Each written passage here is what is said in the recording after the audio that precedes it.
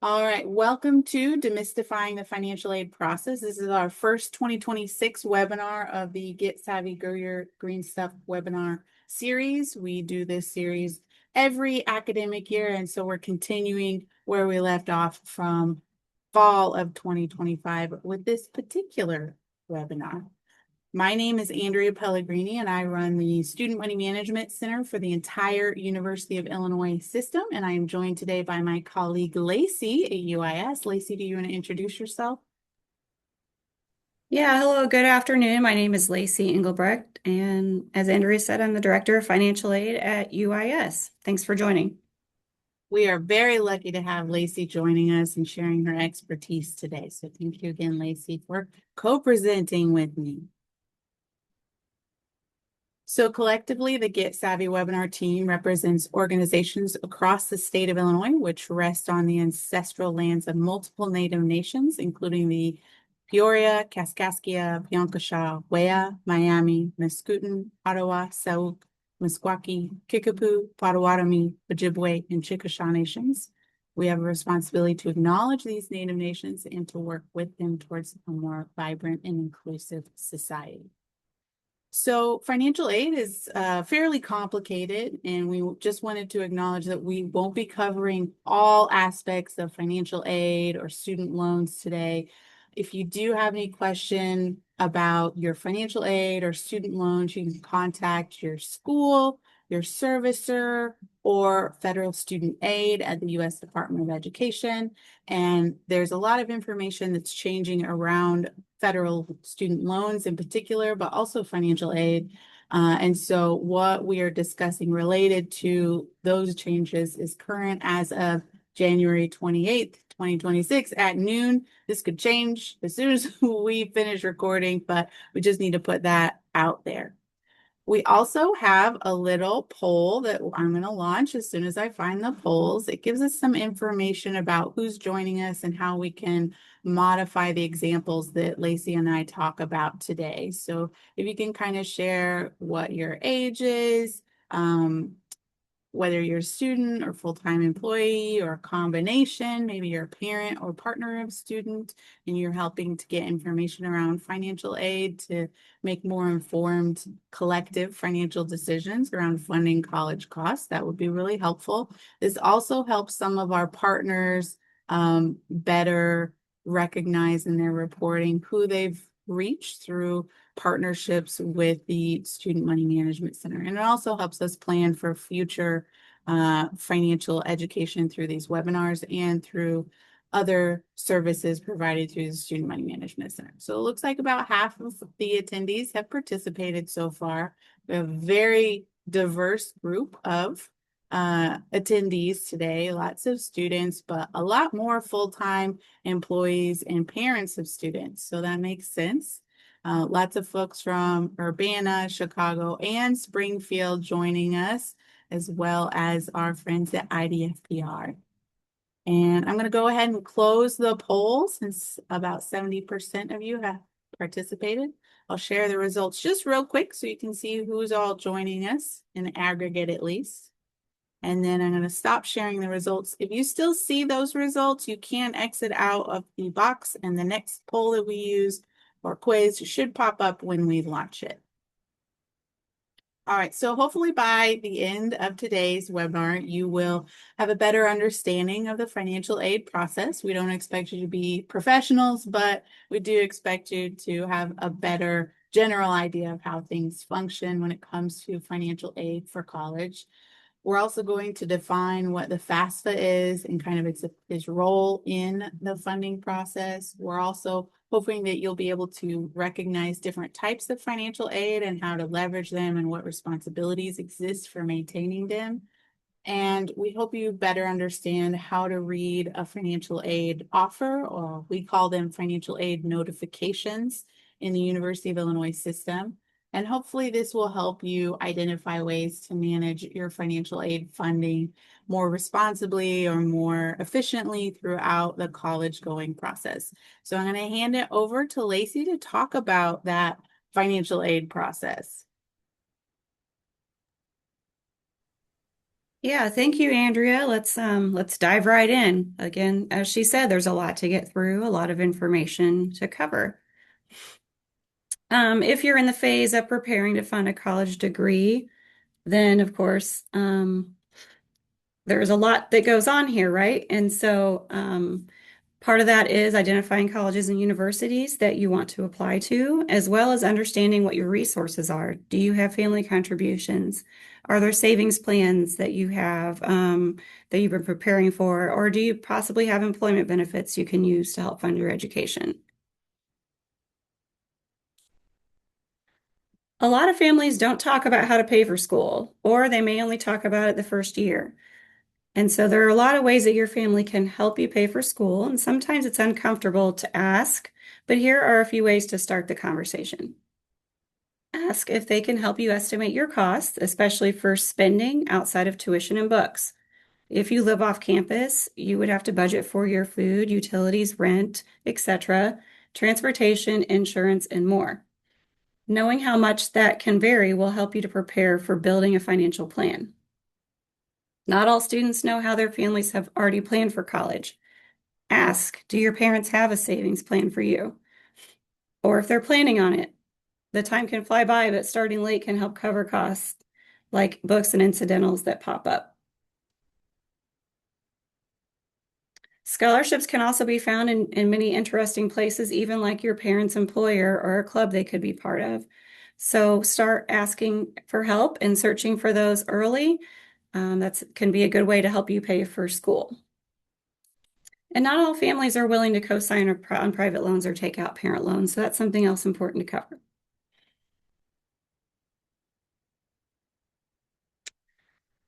So assessing savings, again, as we mentioned, you could have different kind of savings plans. There are common 529 plans. In Illinois, we have College Illinois that some folks use, or other types of savings accounts.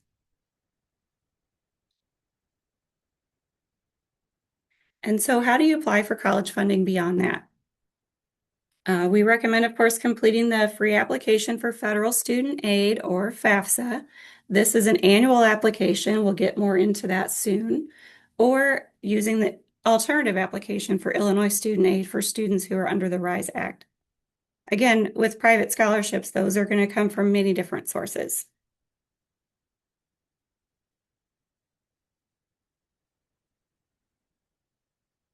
You'll have to look ahead and start estimating the net cost of your degree. Financial aid funds minus your tuition and fees, and it could be other direct costs that the university bills for, such as housing and meals if the student lives on campus. So once you take the tuition and fees or other cost away from your financial aid funds, you'll have what we call net cost, and that's what you're responsible for out of pocket. There are calculators to help, but we'll get more into that a little later on.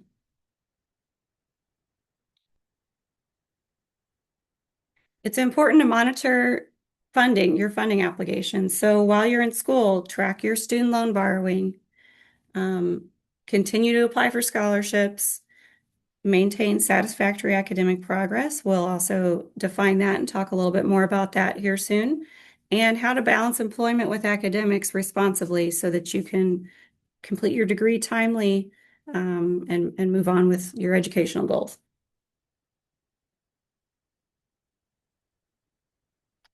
Federal loans have a 6-month grace period after leaving school or dropping below half-time status. So that's important to keep in mind. There are no payments required while students are in school, at least enrolled part-time. StudentAid.gov and Student Money Management Center both have great information on repaying federal student loans and how to manage all of that. It's important to understand how to read and comprehend the award or offer notification. Depending on the school, most communications are sent via email. Some schools also may mail a financial aid offer or award notification. A lot of them are found through online portals. Through University of Illinois system, we use our student portal to communicate that information to students. And so that's how That's how most of our schools and how we communicate with students is using our student portal. But again, if you're looking at different universities or graduate schools at other locations, that could look different. So let's dig more into the financial aid notification or offer.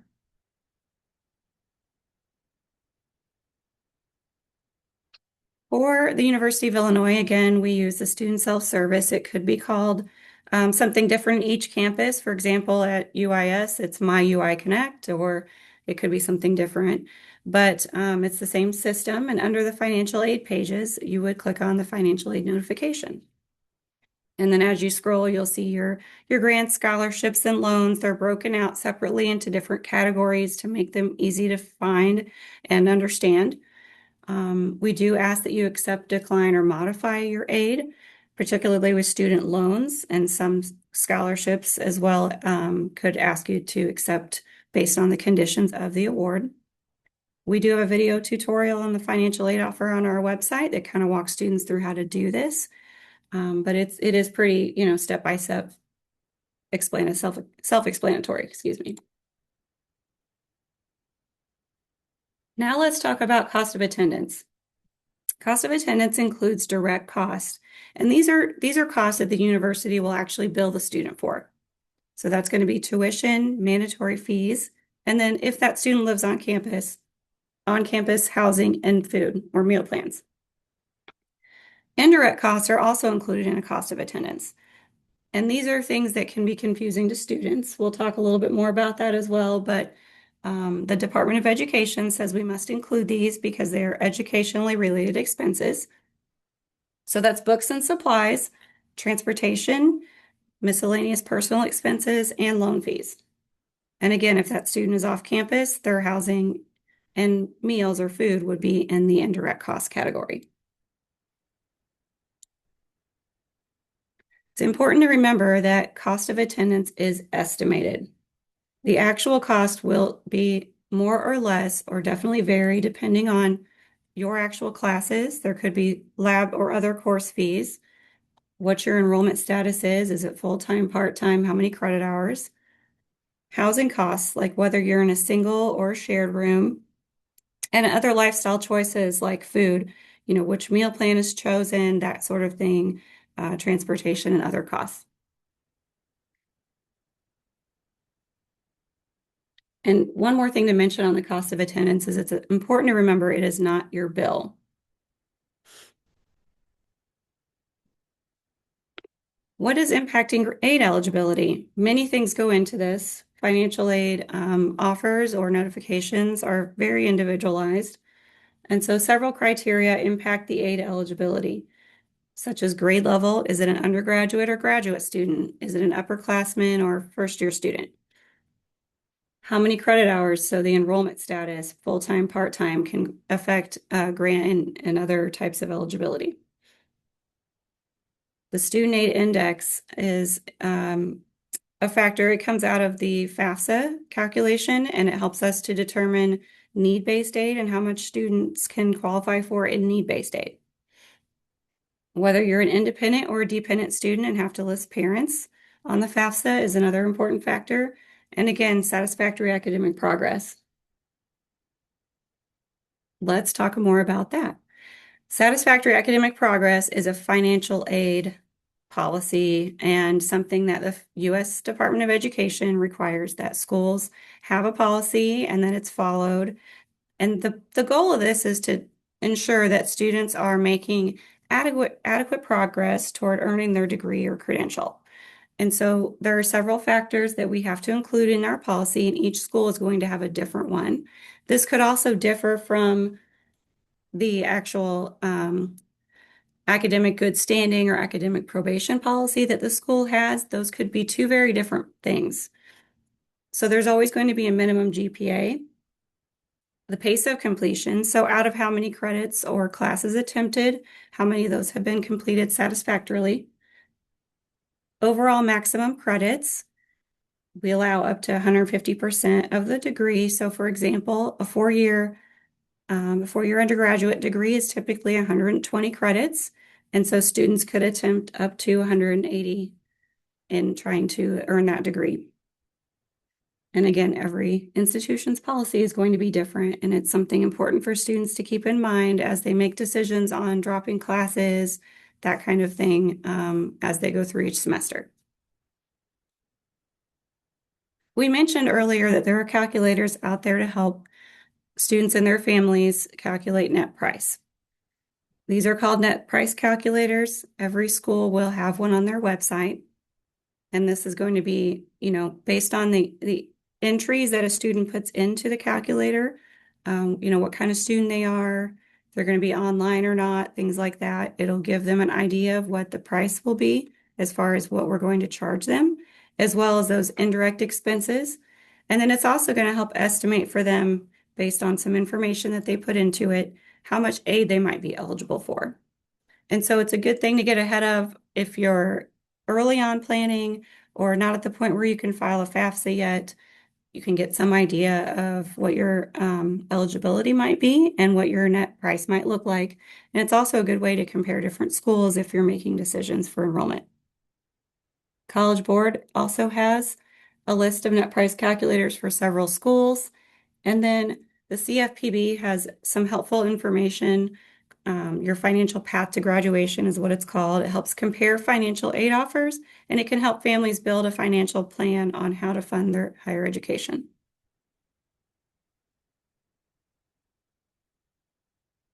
All right, let's now talk about understanding the different types of financial aid.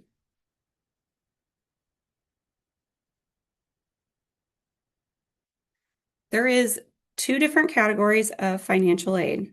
Gift aid is aid that does not have to be repaid, and it includes grants, scholarships, waivers, military or veteran benefits, and that type of thing. Self-help aid includes student loans and student employment. So loans are a form of financial aid, but of course must be repaid after graduation.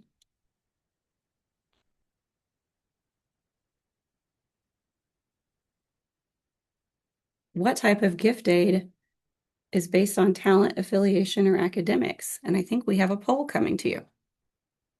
Let's see what you know about this. Again, what type of gift aid is based on talent, affiliation, or academics? So I don't know if you can hear me, but I just launched it.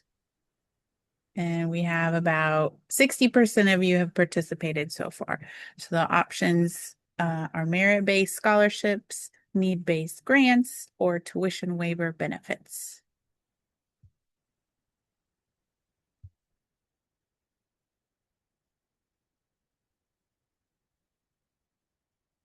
Lacey, can you see the responses coming in as a co-host? Yes. Okay, good. Looks like almost 90%. So if you want, we can end it. Sounds good. And I'm sharing the results just real quick. Yeah, so correct answer is merit-based scholarships, although I do see an answer for tuition waiver benefits, and that could be correct when the question did ask about affiliation. So maybe it's an employer tuition waiver benefit, that kind of thing. All right, thanks for participating. So to dig more or dive more into gift aid, there is somewhat of a difference between grants, scholarships, or waivers. And so grants typically require the FAFSA or the Illinois Alternative Application.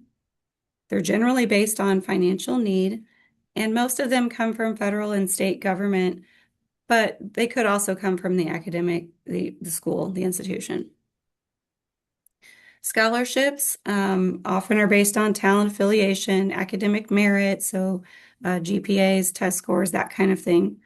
There could be a need component to them as well. And sometimes they require a separate application or process. We have many different tuition waivers.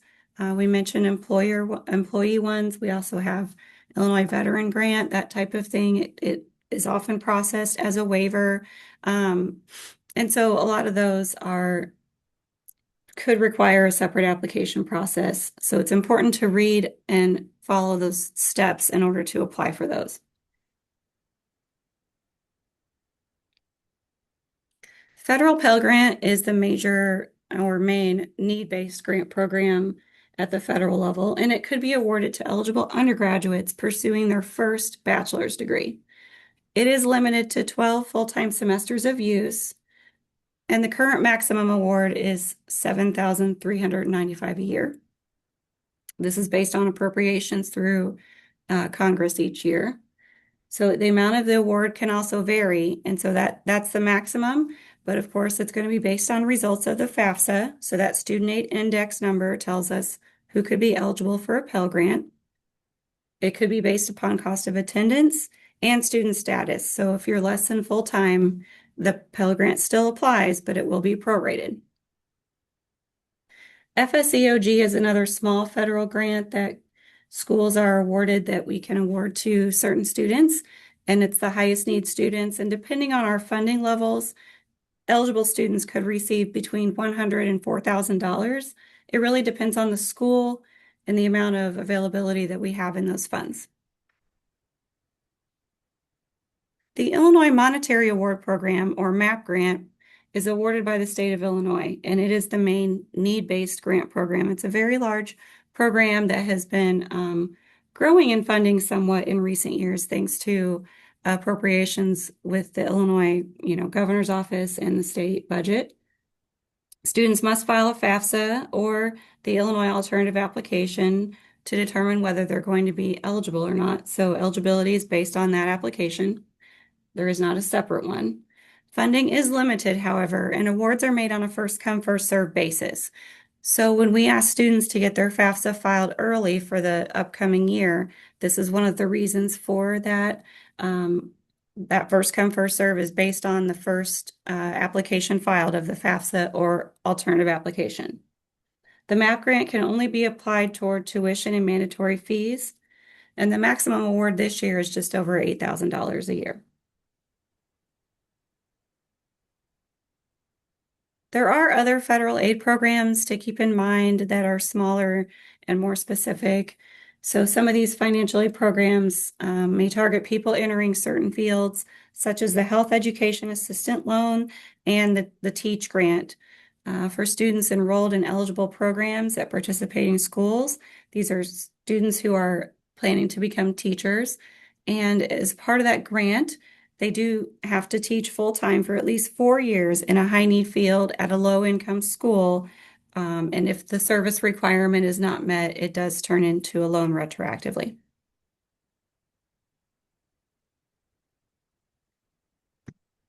There are many different types of military-connected and veteran aid that students may be eligible for.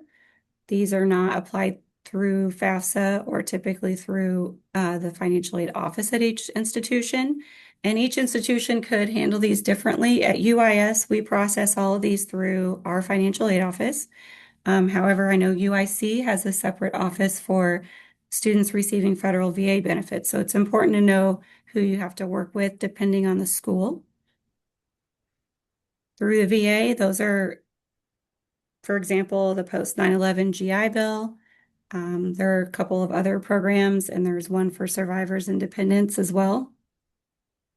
State of Illinois also has some programs, such as the Illinois National Guard Grant for current Guard members, Illinois Veterans Grant, and the Deceased, Disabled, and MIA-POW Veterans Dependent Scholarship. All of those must be applied for through the Illinois Student Assistance Commission website. And then again, there's some information about some other services that could be provided. We do have a Military and Veterans Student Service Center as well.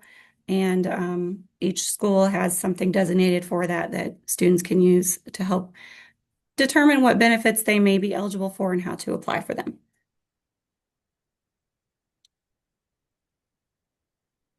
Here are some examples of different institutional scholarships that universities and colleges may offer.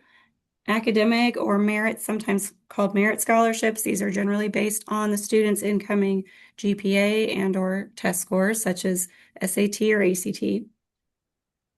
Many schools have promise programs that students may be eligible for, and these are generally need-based. And so students must generally use the FAFSA to apply for those. Illinois has the Aim High grant program, which is a combination of merit and need-based criteria. And then athletic aid. Many schools have athletic scholarships depending on their division or affiliation. All right, I think it's my turn. My turn? Yes, it's your turn. Thank you, Andrea. Okay. Um, we had some good questions in the chat around scholarships, and I know when you were talking about the Promise scholarships, there's a type of Promise scholarship, I think you said, for each one of the universities in the University of Illinois system, right? That is correct. Yes, each of us has our own program and they could be a little different. I think there are some links that have been posted in the chat for you to take a look at those. Thank you, Lacey. So, fellowships are a specific type of scholarship that's typically provided at the graduate student level, but there are some undergraduates that can get fellowships. So they may include a tuition waiver and a stipend for living expenses, or they might just have tuition waivers or specific fee waivers. It's important to remember that fellowships are not considered employment, but the funds could be taxable. So if you're a domestic student, no withholding will occur on your fellowship funds, like your stipend or whatever. But withholding can occur on stipends for international students. So that's something that's helpful to keep in mind. Not everybody's situation is the same.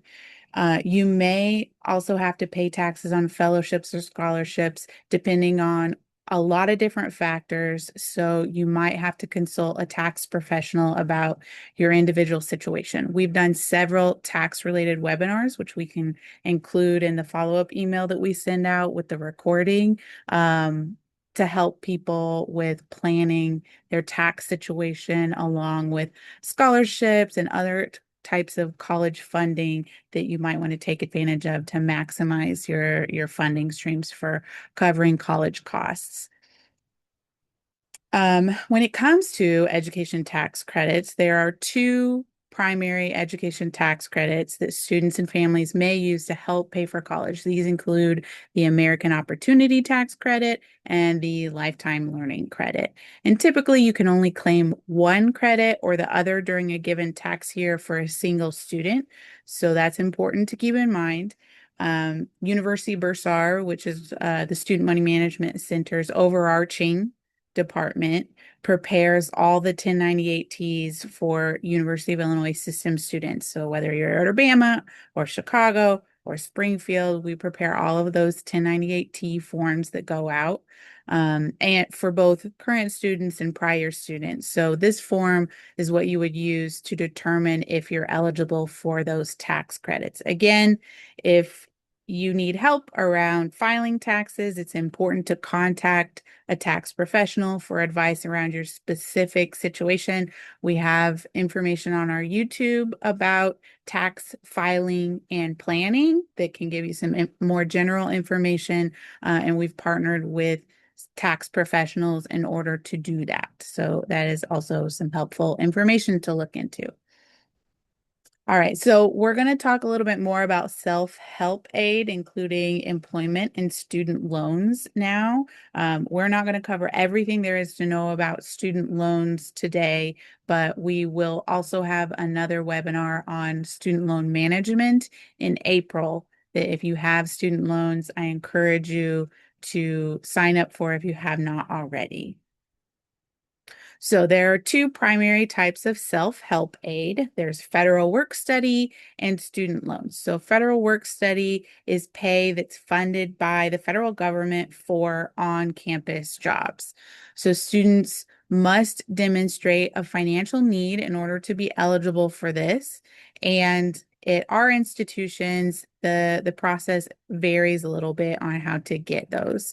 And federal work study earnings will not reduce your future student aid eligibility. So that is one of the primary benefits of using federal work study funds to help fund your college costs. So when it comes to student loans, this can come from the federal government or private sources or even the institution that you're attending itself. They must be repaid in full with interest after leaving school, like dropping below part-time status or graduating. So whether or not you graduate, you still have to pay back these loans. So when it comes to federal work study, in order to request it, you may need to contact your financial aid office since all the processes vary by institution. UIC's process is very different from UIS or Urbana's process, so it's best to get the information on how to request it directly from the source if that's something that you believe you would be eligible for and are interested in looking into. So most of the positions are going to be on campus or affiliated with the institution that you're attending. The maximum amount of hours that you can work per week is 25 hours, but that might be limited based on what positions are available and the capacity of the positions that or the units that are offering federal work study might be. They are going to be flexible with your class schedule, which is another benefit of using federal work study funds if you're eligible for them. But it is the student's responsibility to find a job. So there are several portals that you can look for student employment opportunities at each one of the universities in the University of Illinois system. In Urbana, it's called the Virtual Job Board, and you can look for both federal work study and non-federal work study positions there. In Chicago, it's called Simplicity, and there's a student employment office that you can actually work with if you need to or you want to talk to someone. And then in Springfield, they use Career Connect both for on-campus federal work study positions, but also getting connected with opportunities post-graduation for full-time employment. So that simplifies the process a little bit for your career trajectory at Springfield. All right, so assistantships are a specific type of part-time employment for graduate students that provides both tuition and fee waivers as a benefit of employment. There are several types of assistantships across the University of Illinois system, and this includes graduate assistantships, uh, pre-professional graduate assistantships that are specific to Urbana, graduate research assistantships, and graduate teaching assistantships. Unfortunately, as institutions, we all tend to refer to all these different types of assistantships collectively as graduate assistantships. And so sometimes that can be confusing when it comes to the tax liability of the different types of assistantships. So it's important that when you get offered an assistantship that you are reading whether it is a general graduate assistantship, a pre-professional graduate assistantship, or a research or teaching assistantship. So when it comes to the taxability of graduate level tuition and service fee waivers that are a benefit of employment, like with assistantships, any amount that is over $5,250 in a calendar year is considered taxable. So if you have a graduate assistantship, a pre-professional graduate assistantship, or employment, like if you're a full-time employee taking advantage of the tuition waivers as a benefit of employment, that provides these waivers. Like I said, any amount that's received over $5,250 per calendar year may be taxable and subject to withholding. And the withholding process is a little bit unique because of the way that semesters work and appointment notifications tend to work with assistantships at the university. So you can learn a lot more about this process, which can be a little bit confusing at the Student Money Management Center's website, or we have a module in Moodle on taxability of tuition waivers. And we have a video, so it's not just reading a whole bunch that explains more about how that functions. All right, so let's take a little bit of a breath and talk about types of education loans. So there are three main types of education loans. There's federal student loans, institutional student loans, and private student loans. So federal, when we are talking about new federal loans, we're typically talking about the direct loan program. There are other types of loan programs that if you already have loans that you might have, like FFEL, You might have heard of the Stafford loans. That's basically direct loans. Institutional loans are offered through your school, and private loans are offered through a private lender. So we again have a lot more resources on loans, but I'll talk a little bit more about how the loan process works up front. So, in addition to accepting student loans on your financial aid notification or offer, you must also complete a master promissory note and entrance counseling. So, the master promissory note is basically your commitment to repay all the federal student loans that are dispersed to you within the next 10 years after you sign it. So, once you sign a master promissory note, some people refer to it as an MPN. uh, that is good for 10 years. This is meant to save you time so you don't have to sign for every single loan that you get each semester, but it sometimes confuses borrowers who forget that they made that commitment. So it's a unique type of contract when it comes to loans. Typically, if you would take out a new loan, you'd sign a new contract every time you take out a loan. But with the federal government, they can do a master promissory note. It's good for 10 years. So the steps for both signing the master promissory note and completing entrance counseling can be completed at studentaid.gov. Some schools also have other requirements like in-person or virtual counseling or individual counseling. A lot of medical schools will often have some type of counseling that occurs in real time or synchronously. So that might be something to keep in mind if you go to medical school or some type of school that requires additional requirements before they can disperse the loan. And some schools also have annual counseling. So, for example, UIC for a long time had annual counseling that was required before they would give you new loans to continue your studies.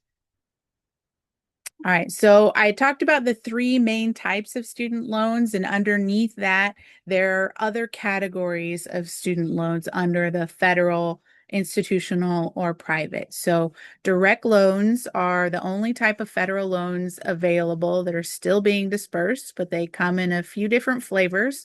There's direct subsidized, which is for undergraduate student loans or students with financial need. There's direct unsubsidized, which is for either undergraduate or graduate students without financial need.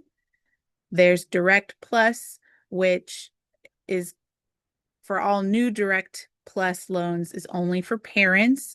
They're going to be sunsetting the graduate plus program when everyone that's currently in an accredited program leaves those accredited programs. There will not be any new grad plus loans dispersed for incoming graduate students. So that's important to keep in mind. And then the direct consolidation loan allows you to combine different types of federal loans, like maybe you had a federal family education loan, commonly called the FFEL or FEL loan, and then went back to school and you got some direct unsubsidized loans, and now you want to combine them to qualify for different repayment options or federal student loan forgiveness and maybe simplify managing your student loans. So that is an option under the federal loan program. Institutional loans are dispersed through your school. There have been a few kind of unique campus-based federal loans that fall into the institutional loan bucket, but are actually federally seeded loans. So you have access to federal repayment options. So these include things that are like the now retired Perkins loan and the health professions loan. And then there are private loans, and the repayment and qualifications for those loans vary a lot by each individual lender. And we recently wrote an article specifically on comparing private loans because we anticipate more people using federal loans because of the new aggregate loan limits and the sunsetting of graduate plus loans. All right, so this is just another slide to emphasize the current federal student loans that may be offered. Most students qualify for direct unsubsidized loans, which means that they start accruing interest immediately after they are dispersed. The direct subsidized loans are for need-based undergrads only, and the federal government pays the interest on your behalf while you're in school. So during that in-school deferment period. Um, so direct plus loans, like I said earlier, are for dependent undergrads. Their parents are the ones that are taking that out. So it's for parents. It's sunsetting for grads, and it is based on credit history. So the only qualifier is that you must not have adverse credit history in order to qualify. There's a few things that you can do if you do get denied, which we talk about in the recent blog post that we wrote on comparing private loans, especially if you are seeking a private loan because you got denied a PLUS loan. The benefits of federal loans and the flexibility of repayment options for federal loans makes it so federal loans are still a really good option for a long-term lending when it comes to your college costs. So making sure that you're exhausting that first before you seek out private loans is really, really important. All right, so another thing that we do want to let you know is that if you don't need a federal student loan that has been dispersed to you, you can cancel it. Your institution is going to have different requirements on what they allow for cancellation for federal student loans, but it's better to cancel part of a loan that you don't need in the same semester or disbursement year that you receive it than to just pay the servicer directly, because the origination fees are going to be reduced if you cancel part of the loan and have it sent back through your school to the Department of Education. All right, so private or third-party loans, I'm going to simplify this as much as I can. They're provided through companies, banks, or other types of financial institutions that loan money. It is based on credit history of the borrower or the cosigner for the borrower. Poor credit will absolutely affect your ability to obtain the loans if you're seeking out private loans, the interest rate, as well as some of the terms associated with those loans in some cases. The vast majority of outstanding student loan debt is private, only about eight, or is public and federal. Only about 8% of outstanding student loan debt is private. So that means that most of the loans that are available right now are federal and they have similar repayment options. Private loans are going to have very different ones, and the state in which you reside may dictate what rights you have as a borrower. So that means that students that are in Illinois, physically located and a resident of Illinois right now, will have different rights when it comes to private loans than if you move when you graduate, or if you are a resident, a full-time resident of another state.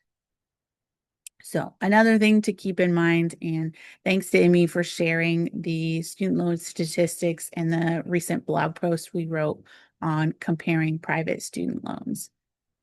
All right, we talked a little bit about federal student loans, but we're going to test your knowledge now. Which type of loan starts accruing interest immediately after it is dispersed? Is it subsidized or unsubsidized direct loans? So we just talked about this.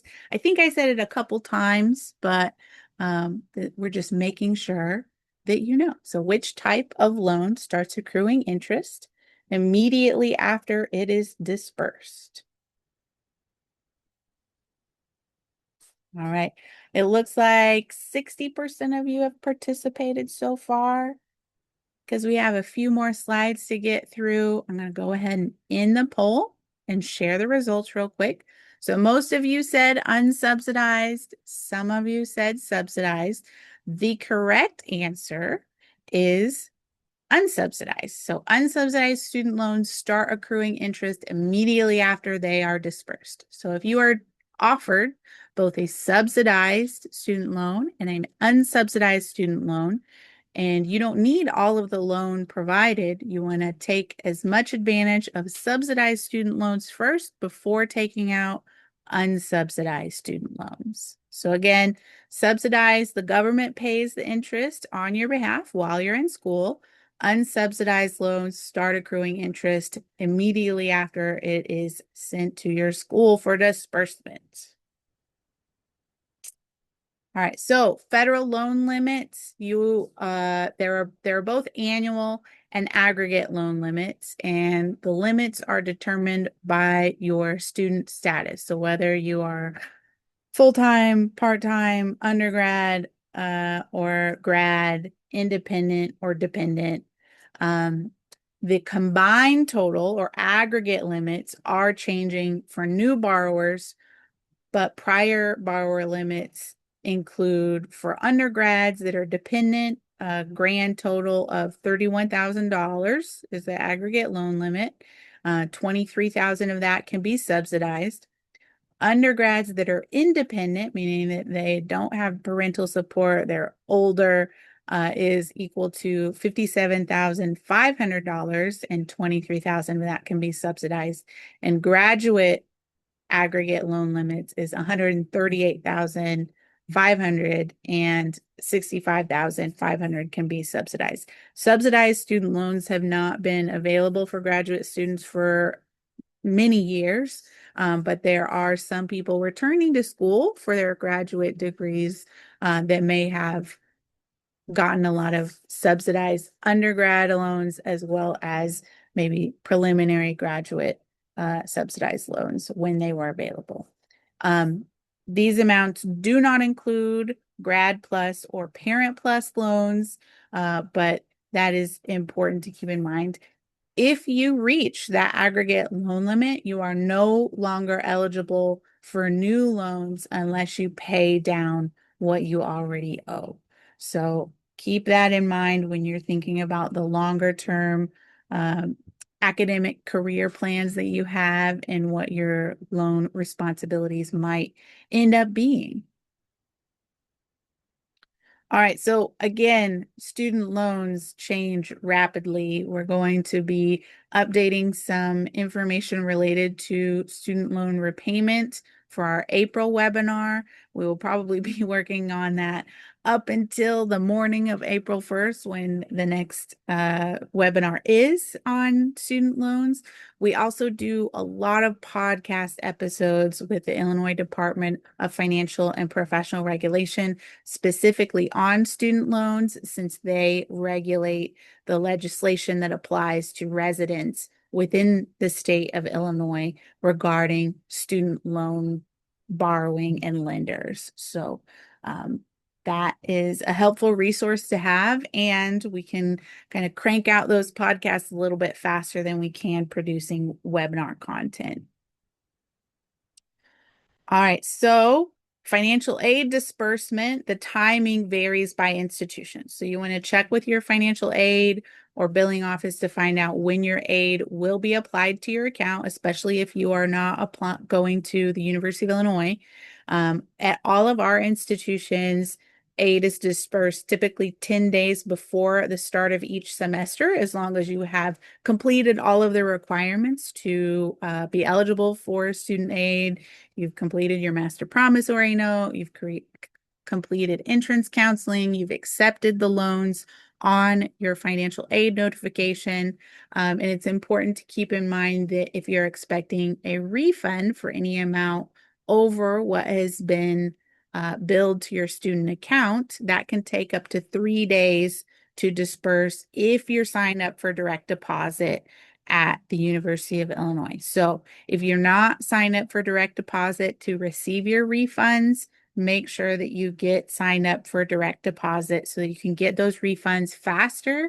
And it is a much more secure way than waiting for a paper check to be mailed to your permanent address that's on file with the university. So we've put a link in the chat for how to sign up for direct deposit if you're a U of I student.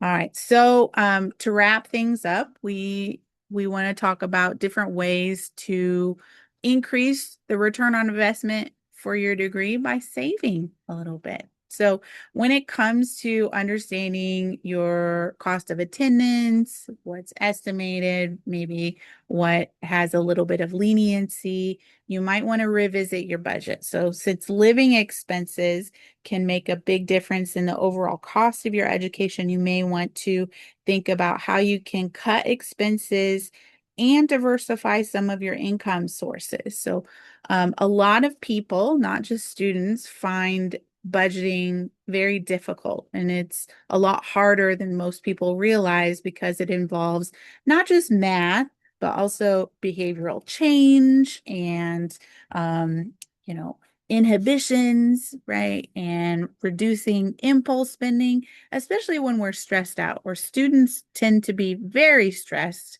and very stretched for time. And so it is much more difficult than most people realize. Um, and we have a lot of resources on how to help you build budgeting skills, make a financial plan, and how to stay accountable to that plan when things don't go quite as you expect. So a few ways to save when it comes specifically to living expenses and the overall cost of your education is obviously lifestyle choices. So cook at home more if you are living off campus. Use the resources you're already paying for if you're living on campus. Recruit a roommate if you are going to be living off campus, or make sure that you aren't choosing the most costly room and board situation if you come and stay on campus. You want to try to limit impulse spending as much as you can and buy used rather than new when you can as well. It's not always an option, but planning ahead can help you take advantage of getting used books instead of new books, for example, or looking into library lending programs to help you borrow books that you may only need for part of the semester instead of the full semester. You also want to leverage government aid and community resources that are available to you. So if you're eligible for the Supplemental Nutrition Assistance Program, commonly called SNAP, students that are working 25 hours a week or more can be eligible for SNAP. And so there's more information on the Illinois Department of Human Services website on SNAP within Illinois, but you can also look up some resources related to it on the Student Money Management Center website. When there's also public transportation available. So at Urbana, your iCard gets you access to the mass transit district or the bus system for free. So you're already paying for that service. You might as well take advantage of it instead of paying to park on campus, which can be quite costly. And then there's also library resources as well. Besides the financial aid form from FAFSA, you can also look into other community resources to help save money. So I already mentioned SNAP. Most of our universities also have the discounted public transportation passes. Urbana, it's free to get on the bus. There's a discount at UIC. And I believe UIS has a discount too. Lacey might be able to jump in and tell me if I'm wrong there.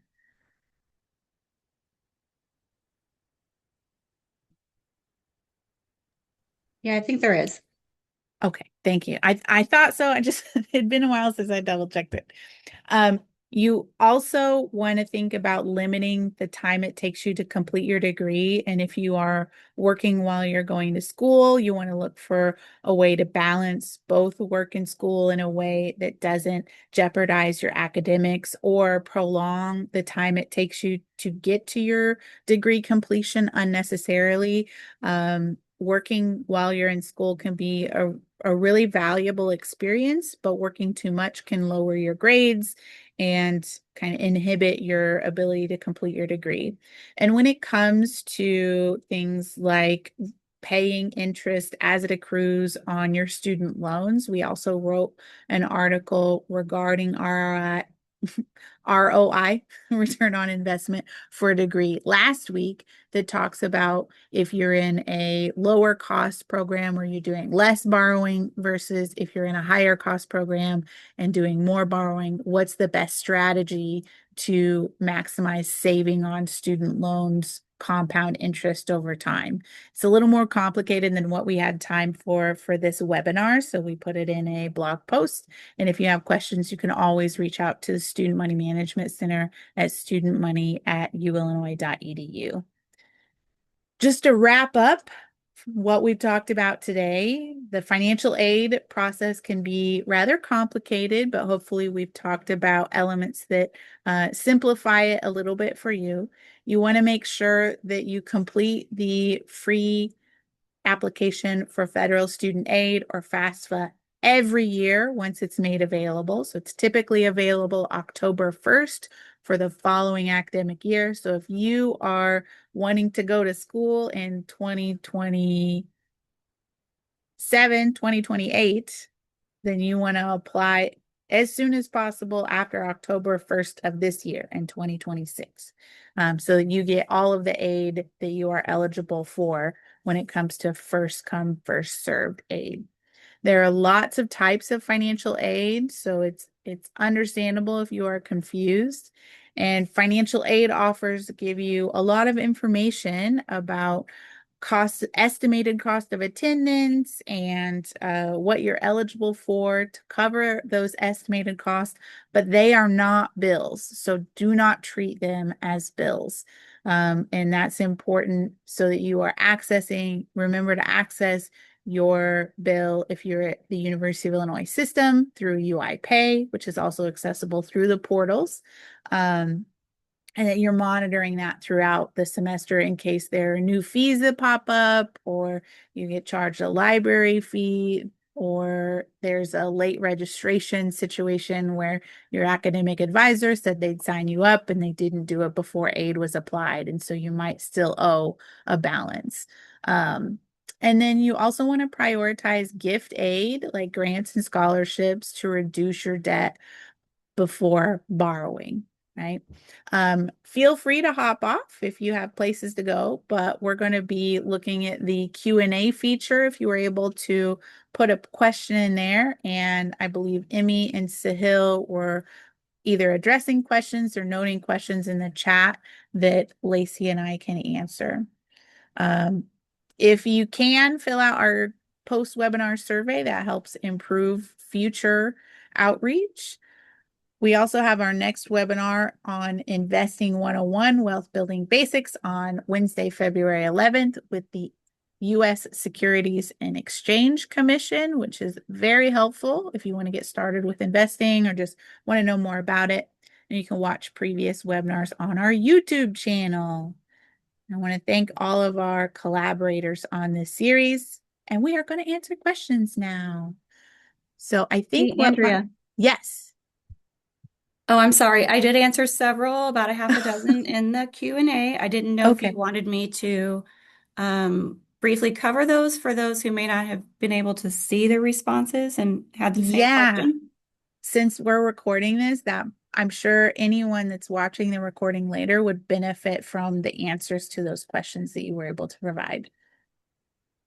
All right, I'll run through them briefly. There was a question about employee waivers or children of employee waivers and when employees are eligible for those for their dependents. And so through the state university system, it does require 7 years of service or more of employment in order to be eligible for the child of employee tuition waiver, which is 50% off tuition. That's the answer on that one. Thank you, Lacey. Yeah, there was a question about co-op program, and I'm not entirely sure what this refers to. And so the answer is it depends, which is one of our favorite answers in financial aid because how do you qualify for the co-op program? What is, where's the funding coming from and that sort of thing. And so I would recommend contacting the applicable financial aid office or that co-op program themselves for more information on that. There was a question about scholarships for graduate students and sharing the links for that. I did not share any specific links because this will be based on the university or college. Um, Scholarships, like academic ones and things like that, are much more limited at the graduate level. Um, Graduate assistantships, internships, those sort of things are much more common at the grad level. However, there could be scholarship programs for, specific majors or at specific schools. For example, at UIS, we have many donor-funded scholarships that our friends and alumni of the university have created, and some of those are applicable to graduate students.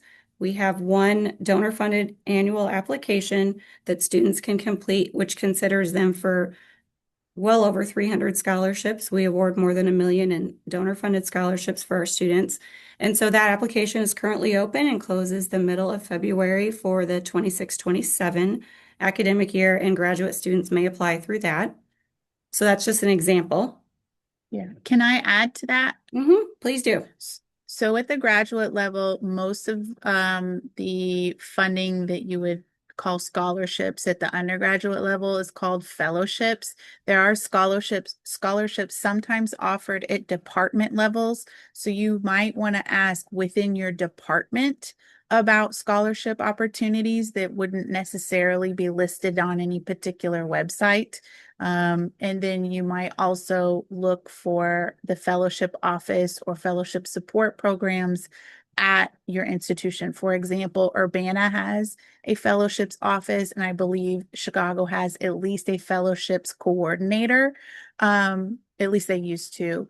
So the fellowships office at Urbana coordinates all types of internal and external fellowship programs and awareness and workshops, and they'll even work with you on applying to fellowships or identifying fellowships that align with your longer term career goals. So I would look into the fellowships office affiliated with your institution if you're at Urbana or Chicago.